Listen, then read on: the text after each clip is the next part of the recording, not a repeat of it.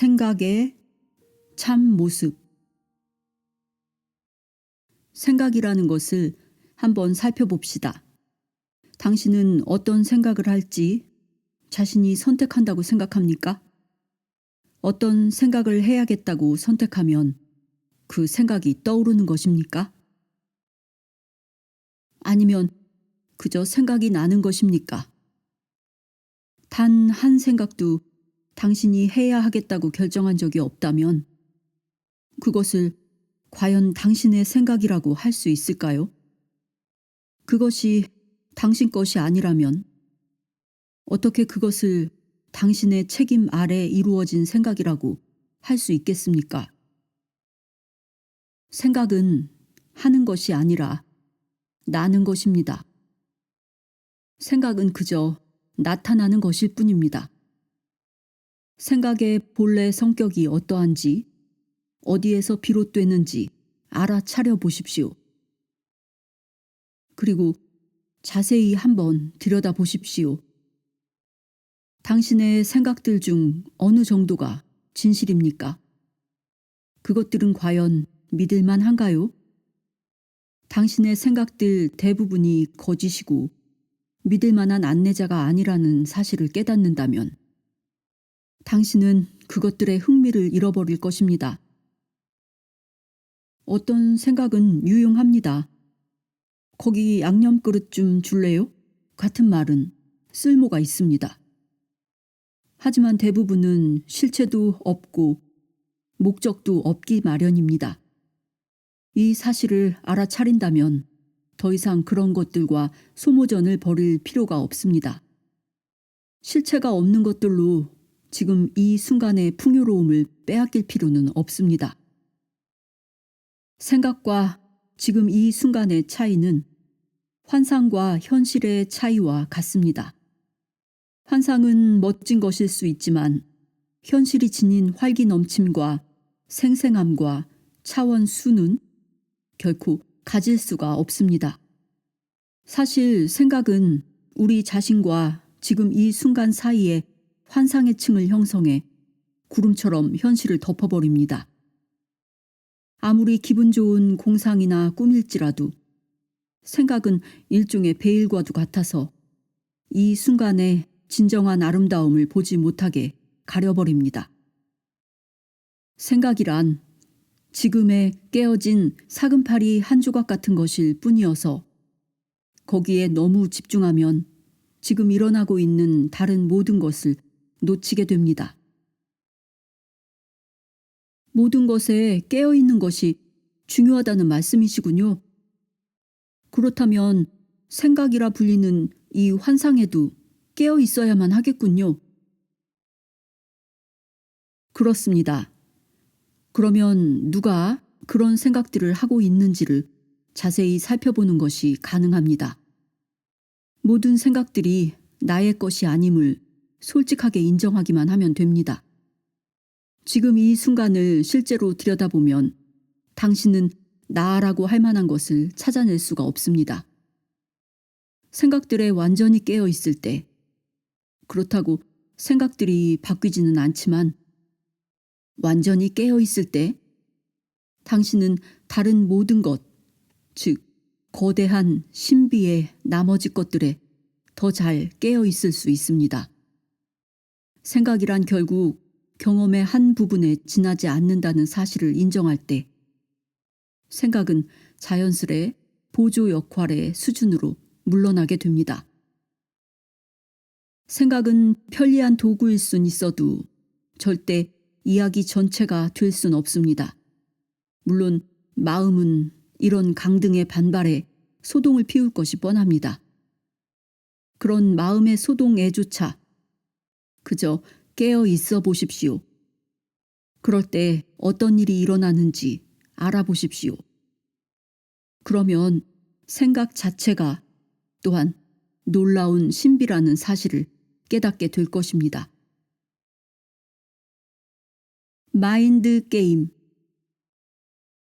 나라는 생각을 포함한 고통은 우리의 생각들과 지금 여기의 진실이 서로 일치하지 않는 데서 비롯됩니다. 우리는 흔히 그렇게도 많은 고통을 초래하는 것들에 우리가 관심을 기울일 리가 없다고 생각합니다만 실상은 그렇지 않습니다. 우리는 우리의 생각과 환상을 매만지고 단장하는 일에 얼마나 많은 시간을 쓰는지 모릅니다. 우리는 텔레비전에 빨려들듯 마음에 빨려듭니다. 마음은 텔레비전과 정말 닮았습니다. 텔레비전처럼 우리 마음 속에는 언제나 새로운 것이 나타나서 우리의 주의를 사로잡습니다. 마음은 주변을 샅샅이 훑으면서 뭔가 새롭고 다른 걸 알아내는 것이 이 일입니다. 그러니 마음이 텔레비전 화면처럼 끊임없이 변하는 뭔가를 찾느라 여념이 없는 건 전혀 이상한 일이 아닙니다. 이에 반해 현실 세계에서 삶은 느리게 유기적으로 펼쳐집니다. 비디오 카메라로 30분 동안 걷는 모습만 촬영한다면 지루하기 짝이 없는 영화가 되겠죠. 블록버스터가 판을 치는데 정상 속도의 삶을 찍은 그런 영화를 누가 빌려보겠습니까? 마음은 특수 효과와 드라마, 빠른 속도의 삶에 끌리기 일쑤입니다. 우리의 생각과 환상이 고통의 근본 이유임에도 불구하고 우리가 거기에 열심히 매달리는 까닭은 그것들이 텔레비전과 영화처럼 재미를 제공하기 때문입니다. 결국 다른 여느 중독과 마찬가지로 우리의 생각과 환상은 만족을 모르고 채워질 줄을 모릅니다. 여러 시간 동안 내리 텔레비전에 빠져 있으면 그렇듯이 생각과 환상은 우리에게 공허감만 안겨줄 뿐입니다. 다행히도 공허한 생각 속에서 헤매지 않을 수 있는 간편한 방법이 있습니다. 지금 여기에 충실하면 됩니다. 우리 자신의 삶에 충실하면 됩니다. 산책을 간다면 산책만 하면 됩니다. 이를 닦을 때는 이를 닦는 일에만 충실합니다. 삶에 충실하려면 삶 자체에만 주의를 기울이면 됩니다. 지금 당장의 현실에만 주목하고 그것과 관련된 기억 같은 것엔 상관하지 않으면 됩니다. 매우 간단합니다. 준비도 필요 없고 잘못할 수도 없습니다. 영적 수행이란 쉴 새 없이 노래를 틀어대는 MTV와는 반대라고 할 수 있습니다. 수행은 세상의 소음을 줄여주고 분산된 마음을 하나로 모아줍니다. 마음은 날뛰는 말과 같아서 혹하게 만드는 다음번 환상이나 기억을 쫓아가느라 바쁩니다. 영적 수행은 날뛰는 말에 고삐를 매는 것과 같습니다. 수행은 삶에 충실하도록 도와줍니다.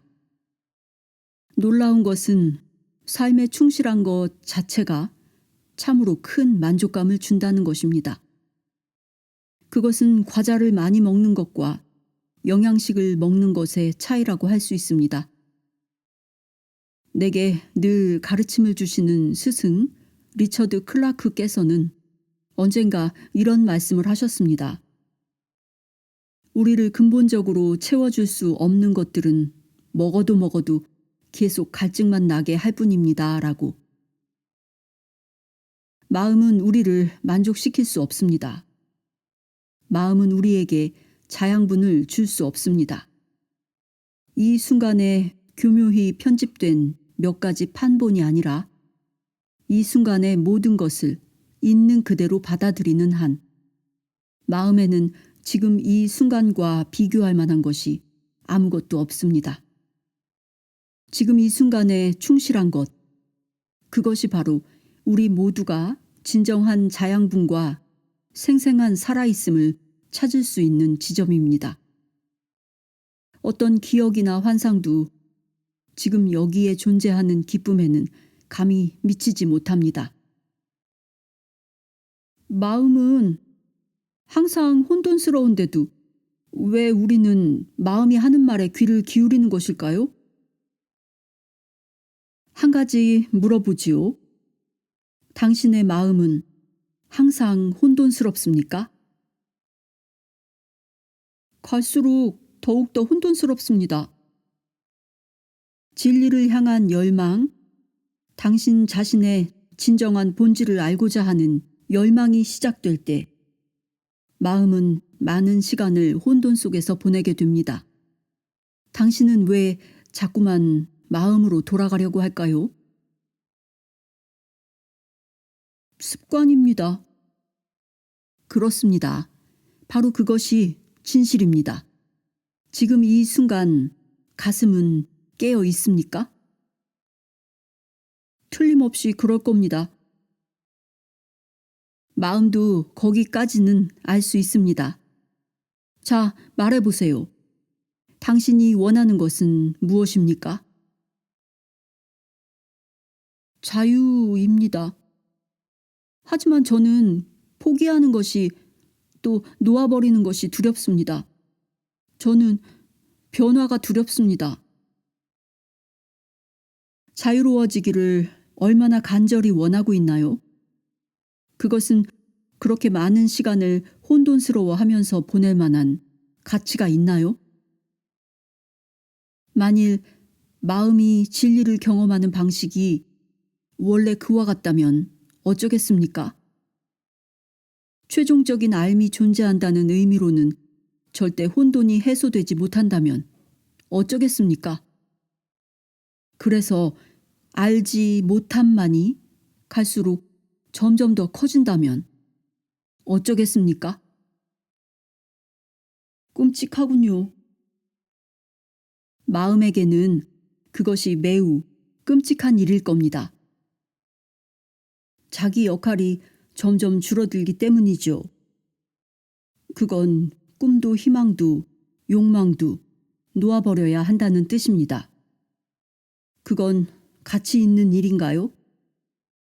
당신은 정말로 간절히 자유를 원합니까? 제 가슴이 원합니다. 그게 진실입니다. 내가 해줄 수 있는 말이 있다면 혼돈스러워하고 두려워하는 것이 아주 정상적인 반응이라는 것입니다.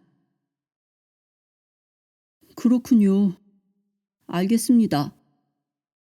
놓아버려야 할 것들이 너무 많은데 제 마음 한편에는 놓아버리기를 원하지 않는 부분이 존재하는 것 같습니다.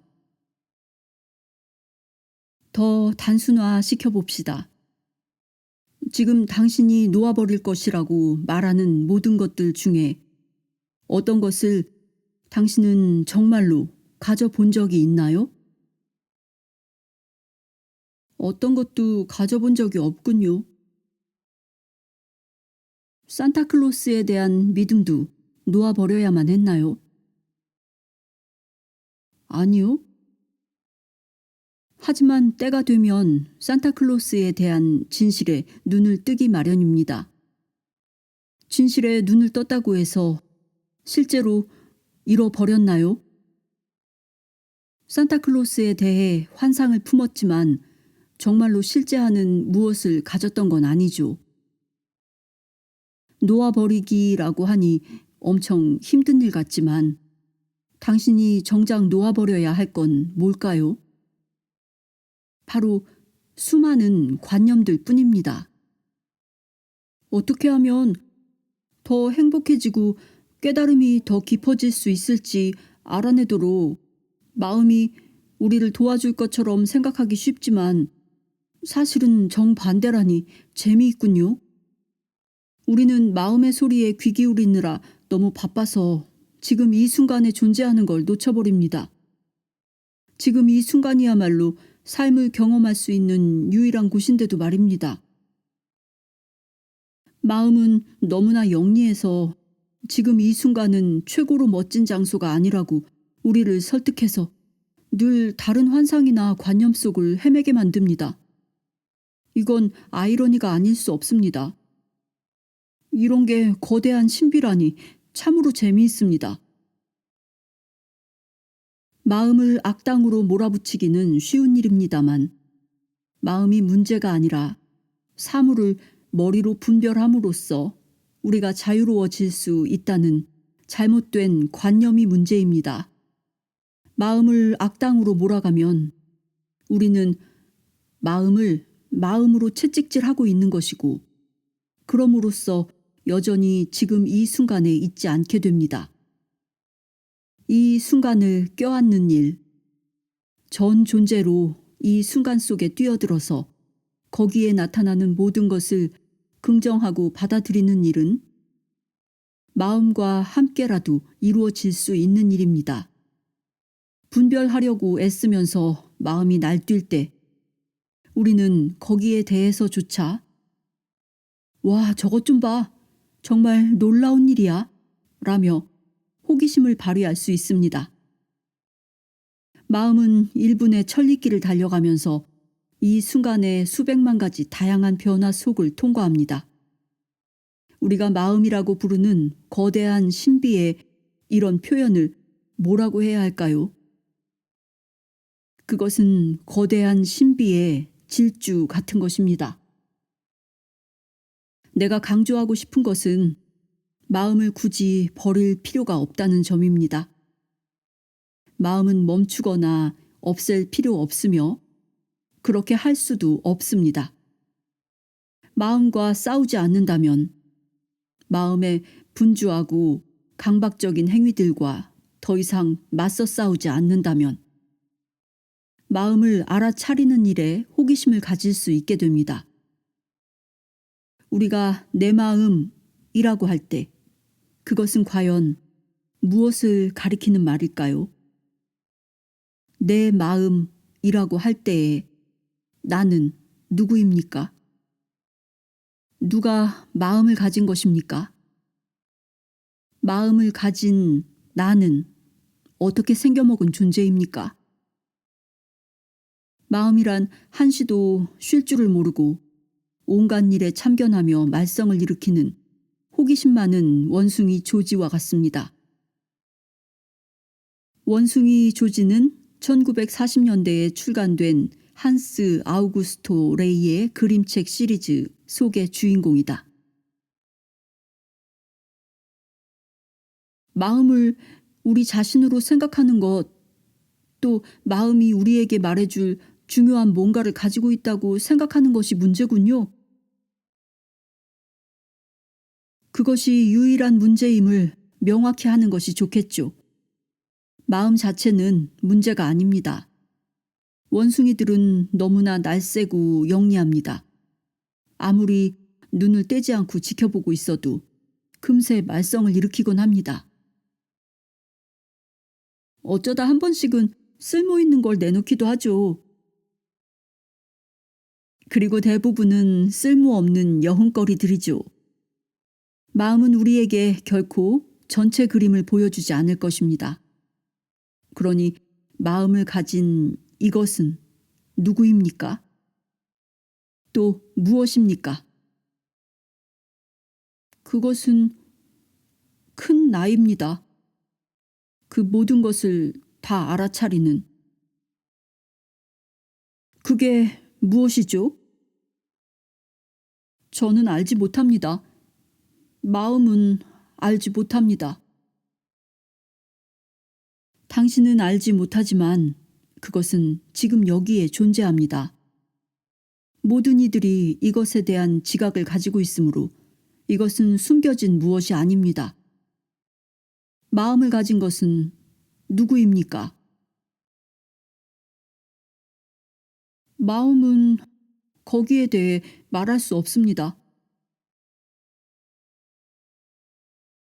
깨달음 이후에도 더 좋다거나 더 나쁘다는 생각이나 판단이 계속 생깁니까? 그런 조건지어진 생각은 여전히 일어나지만 그저 생각으로만 인식될 뿐입니다. 그럴 경우 우리는 사랑의 생각을 품을 때처럼 감사하며 그것들을 맞아들일 수 있습니다.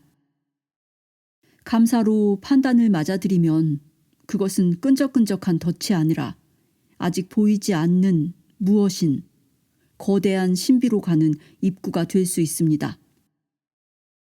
판단이 열정과 감사와 만나면 판단은 그 자체가 일종의 통로가 됩니다. 그런 일이 어떻게 일어나는지는 모릅니다. 내게도 그것은 완전한 수수께끼지만 그렇게 되지 않은 적은 한 번도 없습니다. 하지만 미지근한 태도로는 이런 일이 일어나지 않습니다. 사라지기를 바라면서 판단을 받아들이면 안 됩니다. 판단 자체와 사랑에 빠져야 합니다. 그것이 사라져버리기를 원하지 말고 함께 머물러 주기를 원해야 합니다. 왜냐하면 당신은 그것에 호기심이 있기 때문이죠. 그것은 어떻게 끈적끈적하게 들러붙는 작용을 하는가? 그것은 어떻게 축소를 만들어내는가? 물론 판단에 호기심을 발휘하기만 하면 그 즉시 판단은 끈적끈적함을 잃어버리고 거대한 신비로 가는 입구가 됩니다. 호기심은 거대한 신비가 일시적으로 취하는 모습인 판단이라 불리는 변장을 꿰뚫어 볼 수 있게 해줍니다. 그러면 당신은 갑자기 거대한 신비 안에 존재하게 됩니다. 개인의 것은 없다. 당신의 가장 강렬한 감정조차도 개인적인 것이 아니라면 어떨까요? 무엇이든 개인의 것이라고 할 수 있는 것이 있나요? 우리가 몸과 마음으로서 지금 하고 있는 경험은 라디오에 더 가까워서 사물들을 창조하거나 발생시키기보다는 오히려 그것들을 수신할 뿐이라면 어쩌겠습니까? 만일 당신이 지금 이 방에서 노래를 들으려면 라디오가 필요합니다. 그 모든 경험들은 사방에 둥둥 떠다닙니다. 그리고 당신이라 불리는 이 라디오는 욕망, 두려움, 사랑, 질투라 불리는 그 노래들을 들려줍니다. 심지어 나는 라디오를 꺼버리고 싶다 라는 저항조차도 또 하나의 노래에 지나지 않습니다. 당신의 내면 경험이 개인의 것이라기보다는 여러 해 전 어떤 음악가가 녹음했던 음악이 지금 들리고 있는 것에 더 가깝다면 어쩌겠습니까? 사랑의 노래조차도 개인적인 것이 아닙니다. 드라마틱하고 슬프고 행복하고 로맨틱해지는 것도 역시 개인의 것이 아닙니다. 거기에 잘못된 건 없습니다. 단지 당신의 것이 아닐 뿐입니다. 당신은 여전히 그런 것들에 관심을 가질 수 있지만 그것들을 바꾸려고 하거나 더 오래 거기에 머무르려고 애쓸 아무런 이유도 없습니다. 라디오에서 흘러나오는 모든 노래는 결국 끝이 납니다. 연주 시간이 17분이나 되는 바이바이 미스 아메리칸 파이도 언젠가는 끝이 납니다. 끝이 없을 것처럼 계속되지만 결국엔 광고 방송에 자리를 내줄 수밖에 없습니다. 라디오는 CD 플레이어와는 다릅니다. CD 플레이어는 당신이 원하는 곡을 들을 수 있도록 프로그래밍 할 수 있지만 라디오는 그렇지 않습니다. 라디오에서 어떤 음악이 나올지는 당신에게 달려있지 않습니다.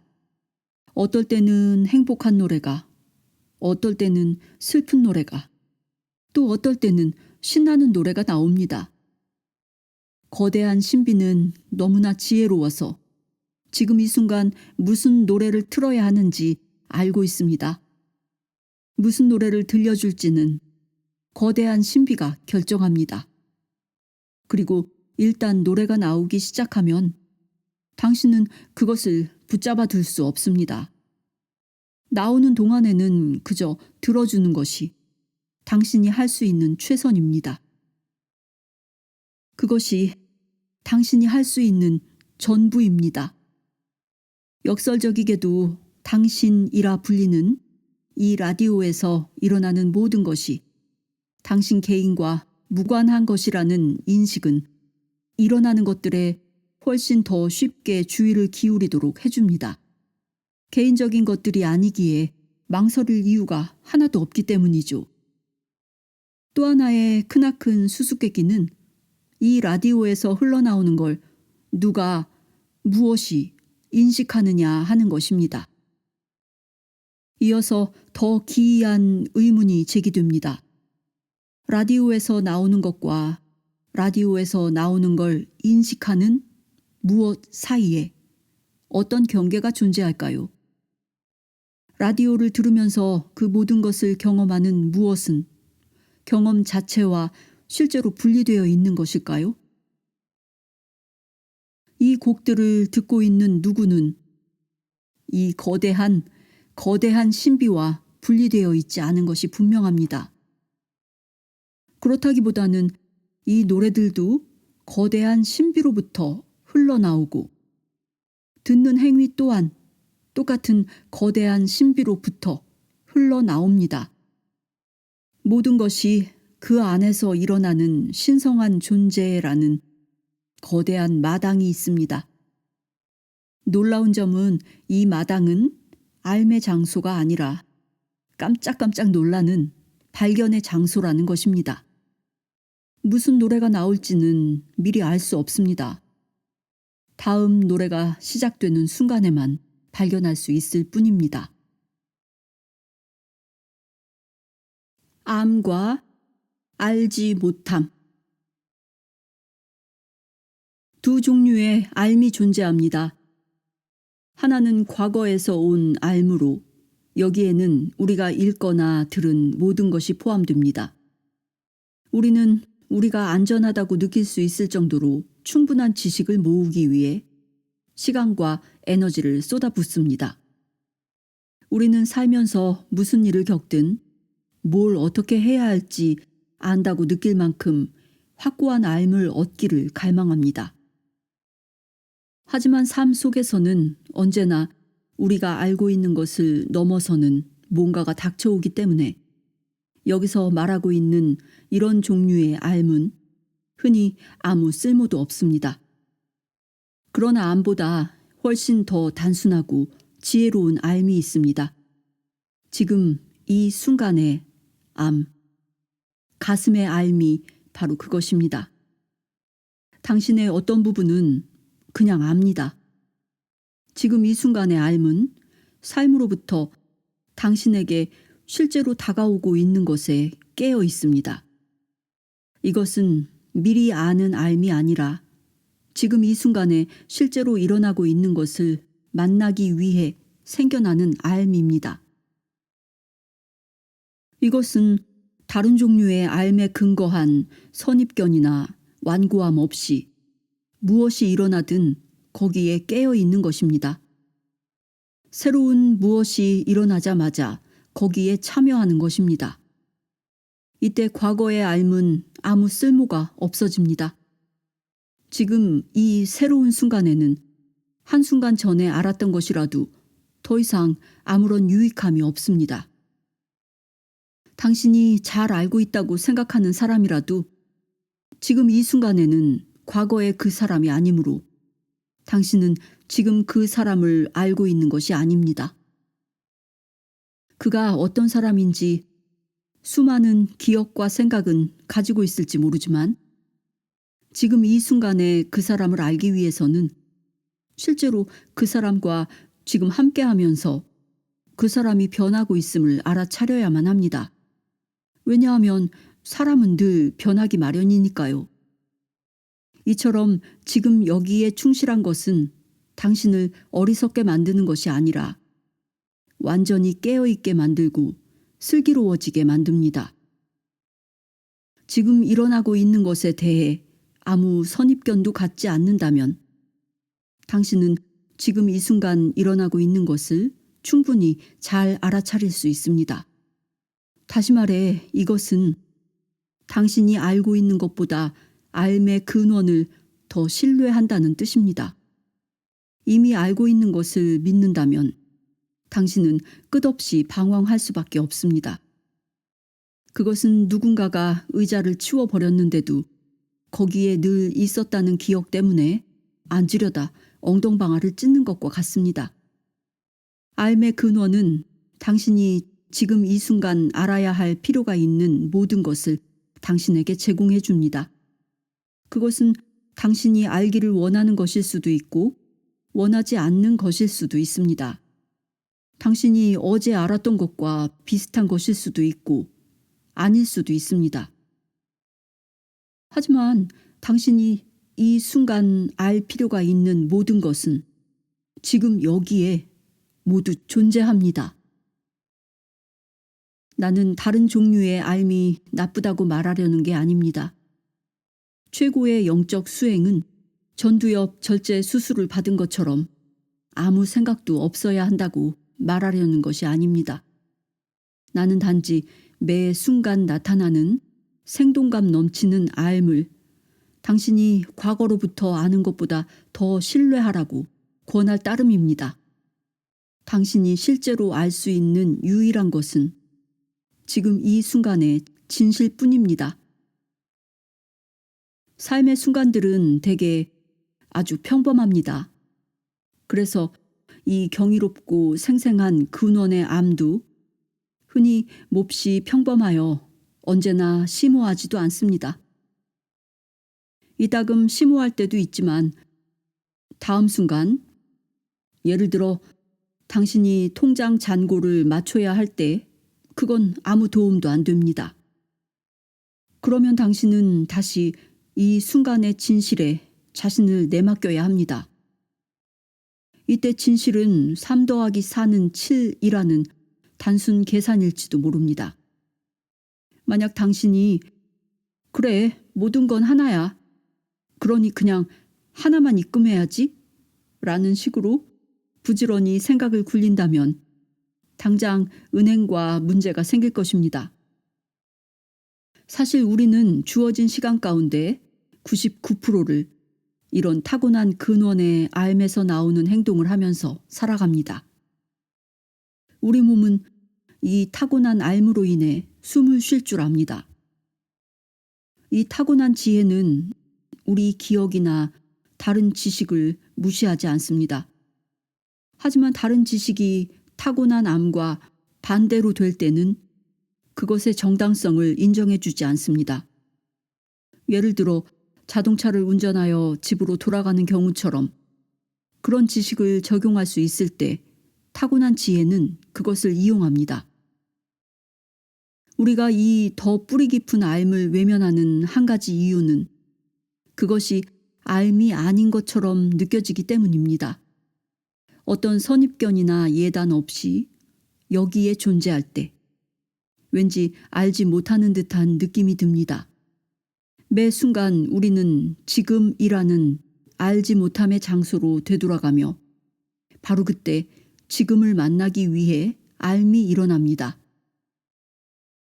바로 지금도 이 타고난 지혜가 우리로 하여금 숨을 쉬게 하고 피가 온몸을 돌게 하고 온몸의 세포가 제 할 일을 하게 합니다. 이렇게 우리의 타고난 알은 단순하지만 실은 대단히 심오합니다. 우리 몸은 이 모든 것을 어떻게 알고 행하는 걸까요? 자, 그러니 당신은 무엇을 신뢰하겠습니까? 당신의 생각을 신뢰할 수 있을까요?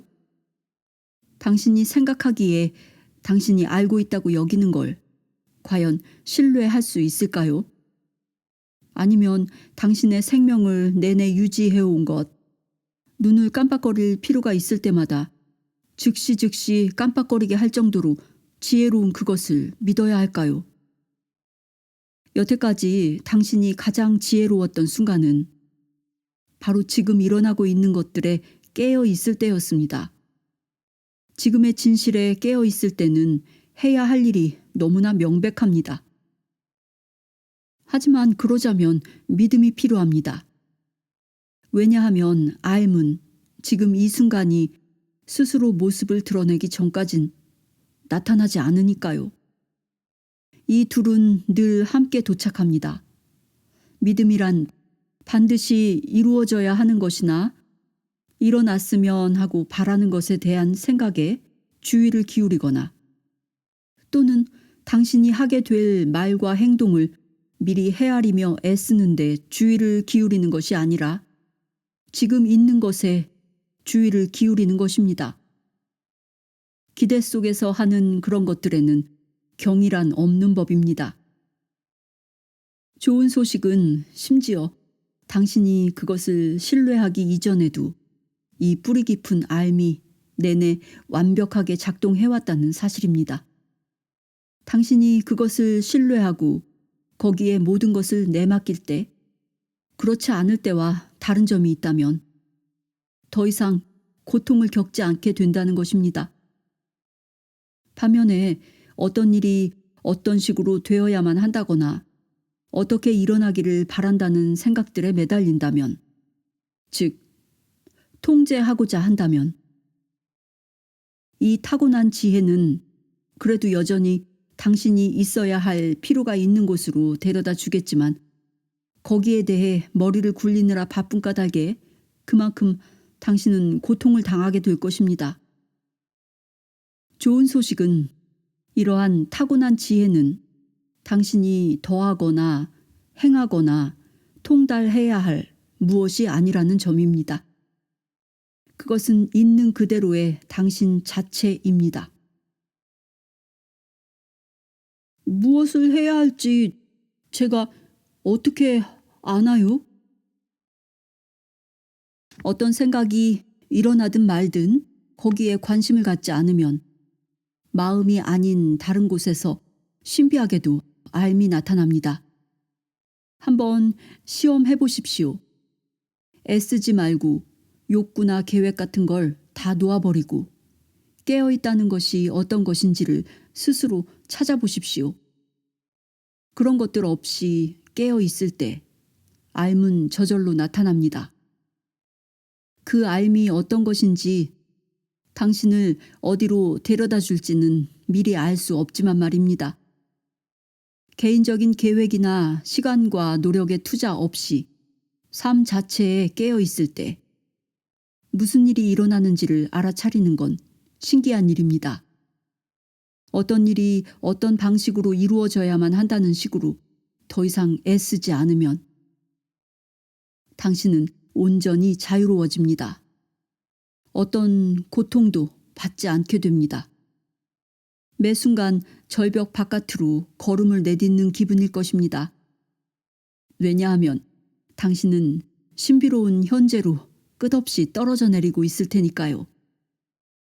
이곳이야말로 정말 생생히 살아있는 실제하는 장소이며 이것이야말로 당신의 삶 전체에서 실제로 일어나고 있는 것입니다. 하지만 이것은 당신 마음이 생각하는 자유와 다를 수 있습니다. 마음은 자유를 당신이 원하는 것이면 무엇이든 할 수 있게 되는 걸 뜻한다고 생각할지도 모릅니다. 하지만 모든 것이 자연스러운 방식으로, 즉 이것이 당신이 원하는 방식이든 아니든 자연스러운 방식으로 저절로 일어나도록 내버려 두는 것이 얼마나 더 자유로운지 알아차리면 당신은 기분 좋은 놀람을 경험하게 될 것입니다. 머리는 이 말을 하고 느낌은 저 말을 하는데 발은 그냥 제 갈 길로 가서 다른 일을 합니다. 그런데 발이 가는 대로 따를 때 그래, 이거야 하는 느낌이 듭니다. 누군가가 병적인 거짓말쟁이라는 사실을 알아차린다면 당신은 그 사람에게 더 이상 관심을 주지 않게 됩니다. 생각과 느낌이 바로 병적인 거짓말쟁이들입니다. 이 사실을 알아차리기만 하면 그것들에 관심을 주지 않게 되고 그러면 그것들은 더 이상 문제가 되지 않습니다. 이것은 이제껏 당신 삶을 좌우해왔던 방식을 완전히 무력화시켜버립니다. 우리는 언젠가는 참된 느낌이나 이해에 도달할 것이고 그러면 모든 것이 다 잘 될 것이라는 생각을 계속 고집합니다. 하지만 참된 느낌이나 이해 같은 건 있어 본 적이 없습니다. 느낌이나 이해에 잘못된 건 없습니다. 그것들은 단지 진실 전체를 품을 수 있을 만큼 크지 않을 뿐입니다. 그래서 그것들을 거짓이라고 하는 것입니다. 거짓말을 하는 아주 교묘한 방식 중 하나가 전체 진실을 말하지 않는 것입니다. 느낌과 이해는 진실 전체를 말하는 법이 없기에 아주 교묘한 거짓말의 한 형태입니다. 선생님은 그러니까 아무런 걱정 없이 발이 가는 대로만 따르는 겁니까? 어떻게 그렇게 할 수 있습니까? 내가 어떤 대답을 하든 이해로 하는 대답이 될 것이고 따라서 불충분한 대답이 될 겁니다. 처음에는 또는 처음 10번 정도는 먹힐 수도 있겠지만 그런 이해가 아무 쓸모 없어지는 때가 곧 찾아옵니다. 문제는 이 이해를 삶의 공식처럼 사용하려 드는 데서 옵니다. 왜냐하면 이해는 결코 전체 진실이 아니니까요. 이해를 못하면 마음은 아주 불편해합니다. 하지만 마음은 한시도 편안해 본 적이 없기 때문에 어느 시점이 되면 이 불편함에 대해 그냥 무신경해져 버립니다. 이해는 중독 물질과도 같습니다. 처음에는 다소 얻는 것이 있을지 모르지만 점점 더 고통스러워집니다. 점점 더 거기에 낚이게 되는 것입니다. 술이나 마약처럼 당신은 바닥을 쳐야 하고 이해를 얻기 위해 마지막 남은 것까지 다 털어 넣어야 합니다. 그러고 나서야 그것으로는 고통을 제거할 수 없음을 깨우치게 됩니다. 자신이 아무것도 알지 못한다는 사실을 마침내 인정하게 될 때 당신은 주의를 기울이기 시작합니다. 무엇이 어떻게 돌아가는지 전혀 알 수가 없다면 주의를 기울여 봐야겠죠. 그렇죠? 그럴 때 당신은 올바른 이해나 생각을 찾으려고 애쓰기보다는 모든 생각과 이해가 왔다가 가버리는 지금 이 순간 여기에 그저 존재하게 됩니다. 모든 것을 허용하는 자비로운 신성한 존재에 머물면서 그 모든 것에 호기심을 갖게 됩니다. 저는 이 모든 것을 거대한 신비가 왜 하고 있는지 알고 싶습니다. 이해는 저에게 고요함과 광대함을 느끼게 해줍니다. 내가 만약 그 질문에 멋진 대답을 해줘서 당신이 그런 고요하고 광대한 느낌을 경험한다면 당신은 내일 다시 그 대답으로 돌아가려고 애쓸 것입니다. 이해나 그런 느낌을 갖는 건 아무 문제가 안 됩니다만 더 깊은 곳으로 나아가 보라고 그 느낌의 근원을 찾아보라고 요청하고 싶습니다. 이해를 그 근원이라고 할 수 있을까요? 지금 여기에 항상 존재하는 고요하고 광대한 공간을 느끼도록 당신 자신에게 허용하곤 하는 그 무엇을 근원이라고 할 수 있지 않을까요? 당신은 이런 광활한 공간의 느낌이 이해나 알면서 온다고 생각하지만 나는 당신이 알지 못한다는 사실을 스스로 허용하고 인정할 때 무슨 일이 일어나는지 보라고 요청합니다. 나는 더 이상 존재하지 않는군요. 단지 광대한 공간만이 존재합니다.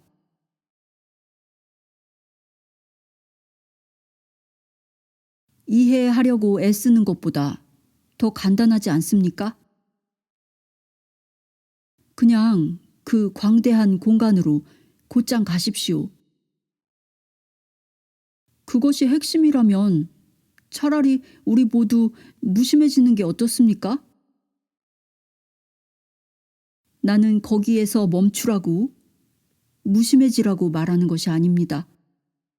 무심해지려고 하는 건 그 광대함 속에 영원히 머물려고 애쓰고 있다는 이야기입니다.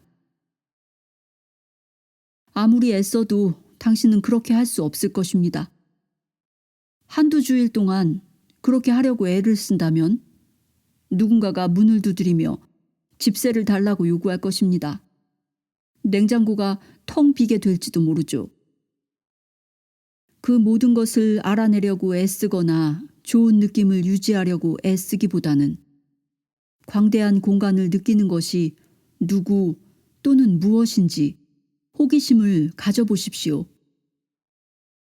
광대한 공간을 느끼고 있을 때나 반대로 존재의 미약함을 느끼고 있을 때 누가, 무엇이 현존하고 있습니까?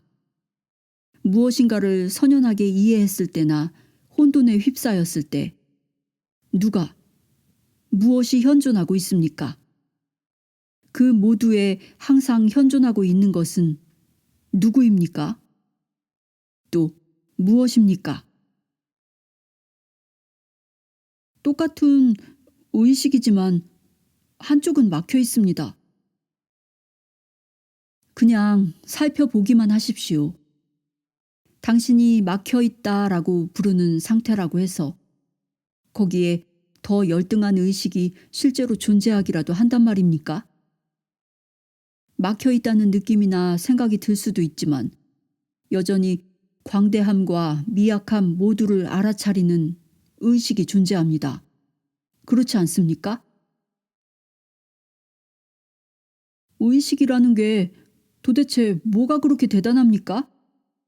그건 수수께끼고 보이지 않는 것이고 아무것도 아닌 것입니다. 그건 단지 겉보기일 뿐입니다. 의식은 지금 여기에 존재합니다. 지금 여기에 존재합니까? 하지만 지금 여기에 뭐가 있습니까? 아무것도 없습니다. 저는 의식이 무엇인지 잘 모르겠습니다. 아주 정직한 대답입니다. 그것이 바로 당신 마음이 당신을 데려갈 수 있는 한계입니다. 마음의 공백 상태에 멈추려고 하지 말고 이 거대한 신비를 더 깊이 들여다보도록 애쓰십시오. 어떠한 상태에서든 현존하는 그것은 무엇입니까? 이 질문에 응하여 마음의 공백 상태를 알아차리는 그것은 무엇입니까?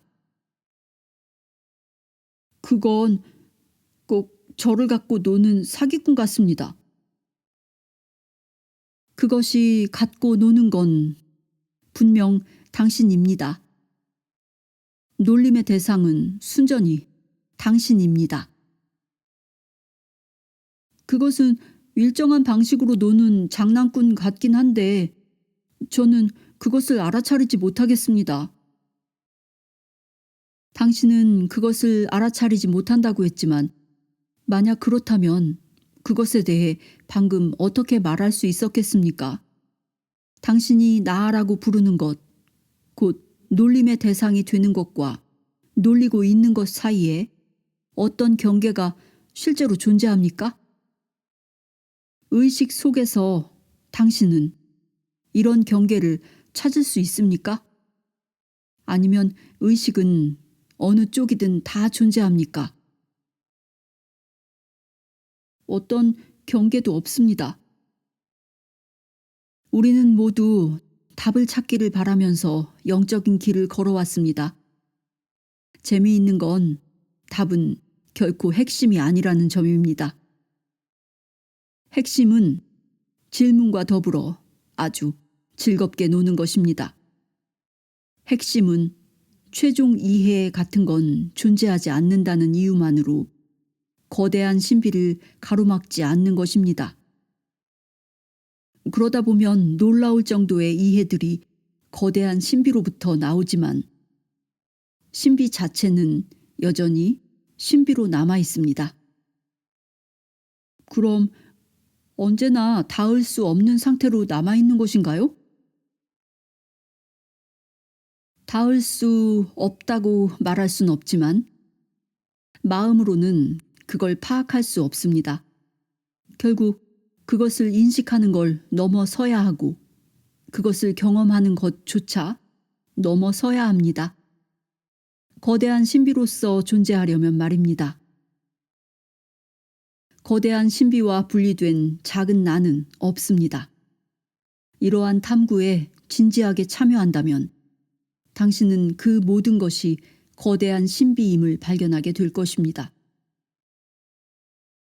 그러니까 우리가 이해할 수 없다는 이해가 참된 이해인 것입니까? 어떤 것이 뇌에 기록되는 순간 그것은 이미 낡은 뉴스가 되어 버립니다. 그것이 알의 본질입니다. 알미란 언제나 과거에 대한 것입니다. 그러니 알은 살아있음이 가고자 하는 장소가 아닙니다. 삶이 일어나는 장소는 바로 알지 못함입니다. 알지 못함은 지금 여기에 있습니다. 그렇지 않습니까?